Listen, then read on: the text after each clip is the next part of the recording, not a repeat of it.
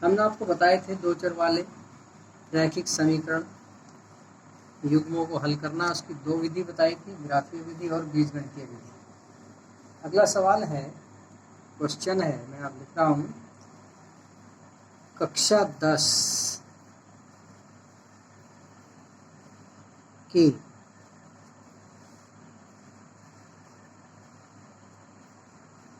10 विद्यार्थी हैं। 10 विद्यार्थियों ने एक गणित की पहेली प्रतियोगिता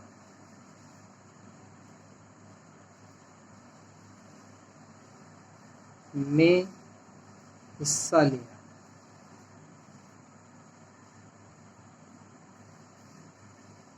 यदि लड़कियों की संख्या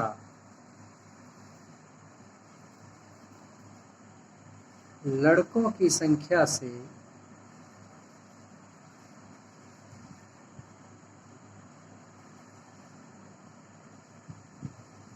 चार अधिक हो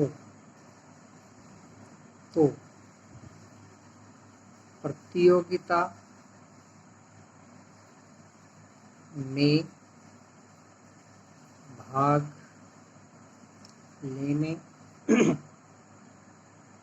लेने के लिए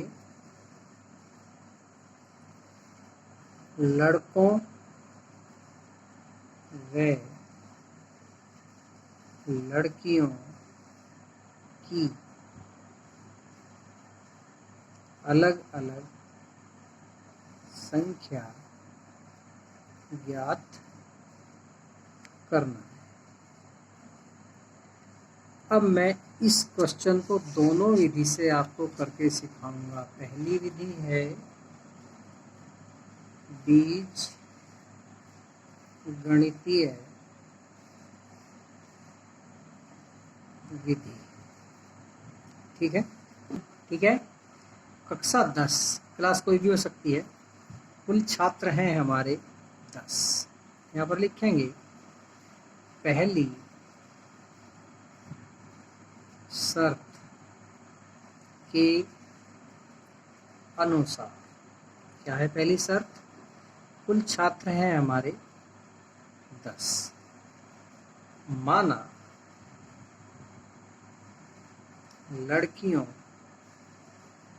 की संख्या बराबर x तथा लड़कों की संख्या बराबर y। ठीक है, कुल विद्यार्थी हैं 10 अर्थात x प्लस y बराबर हो गया 10। इसको हमने समीकरण नंबर 1 मान लिया। दूसरी शर्त क्या है? दूसरी शर्त के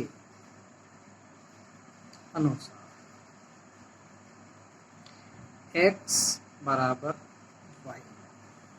यहाँ पर हम दोनों को बराबर कर रहे हैं, लेकिन लड़कियों की संख्या लड़कों से 4 अधिक है, तो हम यहाँ पर 4 जोड़ देते हैं, दोनों को बराबर कर लिया। ठीक इसी प्रकार मान लीजिए मैं लिखता हूँ 6 बराबर 2।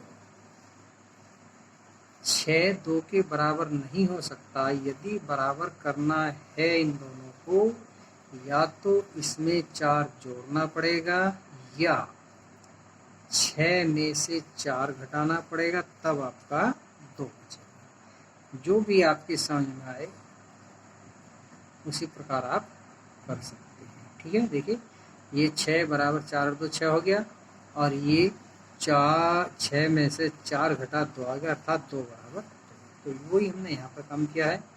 अब हम x माइनस वाई बराबर 4, ये हमारा समीकरण नंबर 2 हो गया। क्या करते हैं, x प्लस वाई दोनों समीकरण को हल करते हैं, बराबर 10। दूसरा समीकरण है x माइनस वाई बराबर 4। अब हम देख रहे हैं y प्लस का है और दूसरे समीकरण में y माइनस का है, तो जोड़ने पर ये दोनों कट जाएंगे। जोड़ने पर x और x या x प्लस x बराबर हो गया 2x। इस x में से y में से y खत्म, ये 10 और 4 हो गए 14। x बराबर 14/2 और ये कट गया 7। x का मान आप कोई भी समीकरण में रख सकते हैं। x का मान समीकरण फर्स्ट में रखने पर, या आप हिसाब भी लगा सकते हैं। जब कुल 10 बच्चे थे कक्षा में, उसमें से 7 लड़कियां होंगी, तो शेष क्या बचेंगे? लड़के, अर्थात तो 3 बचेंगे। फिर भी हम समीकरण के द्वारा हल करते हैं। x प्लस वाई बराबर 10। x का मान आया 7 प्लस वाई बराबर 10, अर्थात y बराबर 10 माइनस 7 बराबर 3। यहाँ पर लिखेंगे उत्तर में लड़कों की संख्या हमने y मानी थी, y बराबर है 3, और लड़कियों की संख्या हमने x मानी थी, वो है 7। टोटल देखिए आप, 7 और 3 10। और हिसाब लगा सकते हैं, लड़कियां 7 हैं, लड़के 3 हैं, तो यहाँ भी लड़कियां ज़्यादा बैठ रही हैं 4, इसलिए हमारे सवाल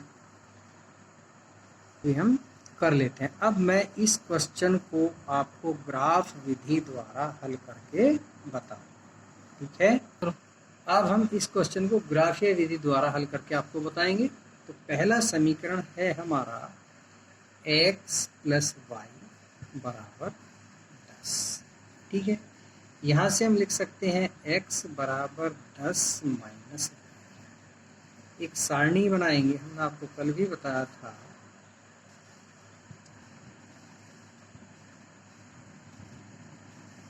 यहाँ पर लिखेंगे बिंदु,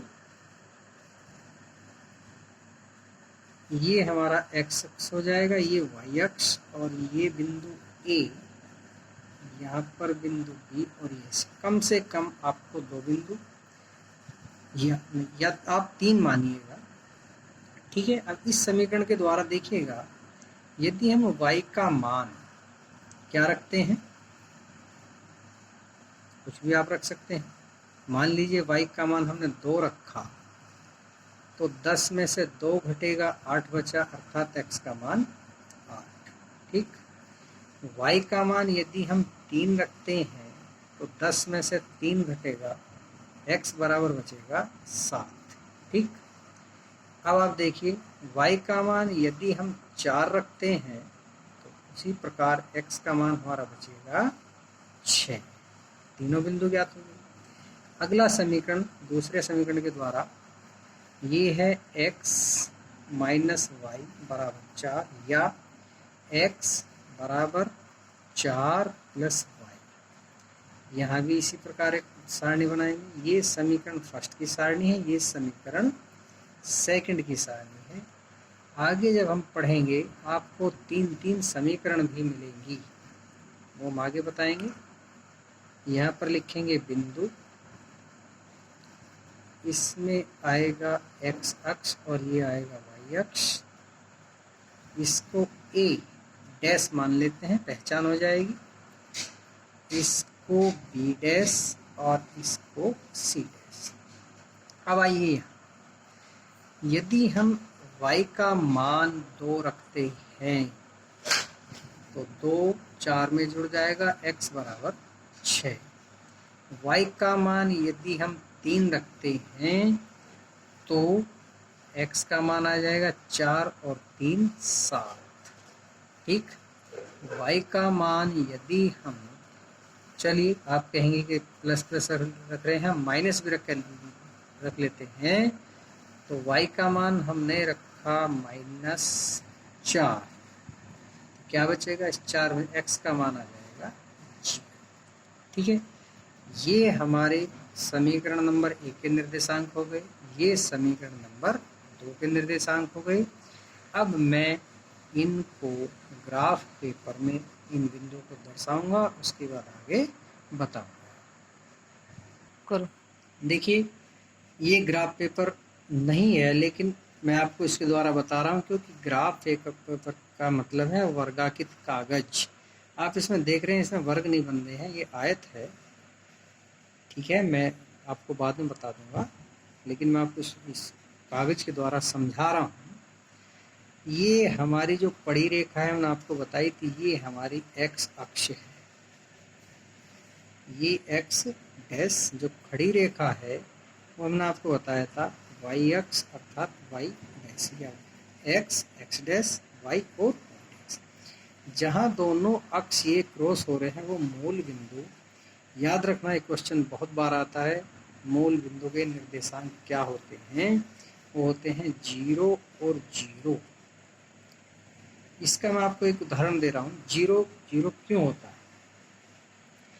ये आप चौराहा मान लीजिए, यहाँ से हम चलना प्रारंभ करेंगे तो शून्य, जिस प्रकार यदि आप किसी पेट्रोल पंप पर जाते हैं, तेल लेने से पहले पेट्रोल पंप वाला क्या कहता है कि आप शून्य देख लीजिए, या आप किसी कस्बा, मान लीजिए हमारा मवाना ही कस्बा है, उसका सेंटर यानी कि मध्य बिंदु हम मानते हैं सुभाष चौक। यदि हम वहाँ पर खड़े हो जाएं और वहाँ से कहें कि मवाना की दूरी यहाँ से कितने किलोमीटर है, तो वहाँ दूरी 0 किलोमीटर होगी। यदि हम मवाना के बाहर निकल जाते हैं तो उसके बाद हमारा मीटर बताएगा। तो मेरा कहने का मतलब ये है, हम जहाँ से स्टार्ट होते हैं, यदि x पे चलते हैं तो 0, y पे चलते हैं तो भी 0। ये मूल बिंदु के निर्देशांक कहलाते हैं, याद रखना है आपको। अब दूसरी बात हमने चिन्ह बताए थे, इधर के दोनों चिन्ह प्लस, इधर के दोनों चिन्ह माइनस, ऊपर के दोनों चिन्ह प्लस, नीचे के दोनों चिन्ह माइनस, ठीक है। ये प्रथम चतुर्थांश, ये द्वितीय चतुर्थांश, ये तृतीय और ये चतुर्थ, ठीक है। अब हम देख रहे हैं पहला समीकरण के जो हमारा निर्देशांक हैं वो हैं 8 और 2, अर्थात x 8 खाने और y 2 खाने। पैमाना मान लेते हैं हम, एक खाना बराबर 1 इकाई का मान रहे हैं, यहाँ पर लिख देते हैं पैमाना x तथा y अक्ष पर एक खाना बराबर 1 इकाई, यह आवश्यकता अनुसार हम पैमाना मानते हैं। पहला निर्देशांक है हमारा 8 और 2, तो x पे चलेंगे हम 1 2 3 4 5 6 7 8। y पे चलेंगे प्लस में 2, अर्थात ये बिंदु आ गया हमारा a। उसके बाद अगला बिंदु है 7 और 3 प्लस है 1 2 3 4 5 6 7, 1 2 और ये आपका बिंदु आ गया B, ठीक है। अगला है 6 और 4, 1 2 3 4 5 6,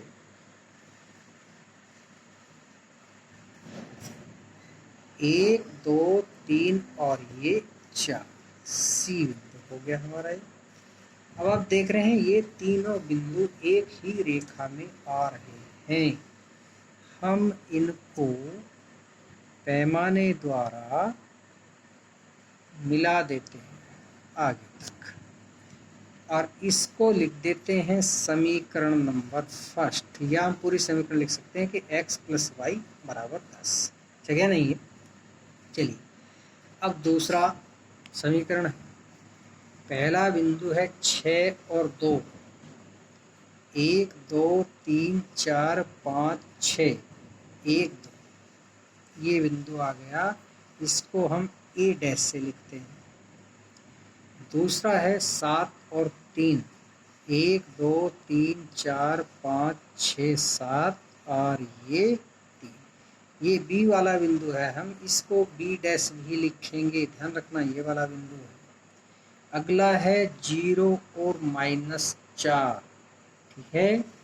x का मान है 0, y का मान है -4, अर्थात नीचे को चलेंगे 1 2 3 और ये 4, ये बिंदु हो गया हमारा सी डैश। अब हम देख रहे हैं यहाँ भी एक सीधी रेखा बन गई है, इसको भी हम मिलाते हैं। इस प्रकार हमने ये मिला दिया। ये समीकरण हुआ हमारा x - y = 4, ठीक है। अब इसमें विशेष बात ये है, ये हमें देखना है दोनों समीकरण इस बिंदु पर एक दूसरे को प्रतिच्छेद कर रही है, मिल रही हैं। तो यहाँ पर B बिंदु के या B डैश के निर्देशांक हैं हमारे x बराबर y। देखिए x कितना है, 1 2 3 4 5 6 7, ये x का मान हमारा 7 आ गया। और y का मान कितना है, 1 2 3, ठीक। अर्थात ग्राफ विधि द्वारा लड़कियों की संख्या भी 7, लड़कियां, और 3 आए हमारे लड़के। बात समझ में आई होगी, मैं समझता हूँ आप सभी की ये समझ में आया होगा ग्राफ, और नहीं समझ में आया फिर आप मेरे से पूछना, मैं आपको फिर दोबारा बताऊंगा। कल मैं ग्राफ पेपर लाऊंगा पूरे ओरिजिनल, और उसमें आपको अगले सवाल बताऊंगा। आप सवाल जितनी बार करके देखेंगे, ज़्यादा से ज़्यादा आप सवाल करेंगे तो ये बहुत आसान है। बीज गणित विधि से भी ग्राफ विधि आसान आपको लगेगी, और ये आगे तक आपके काम आएगी।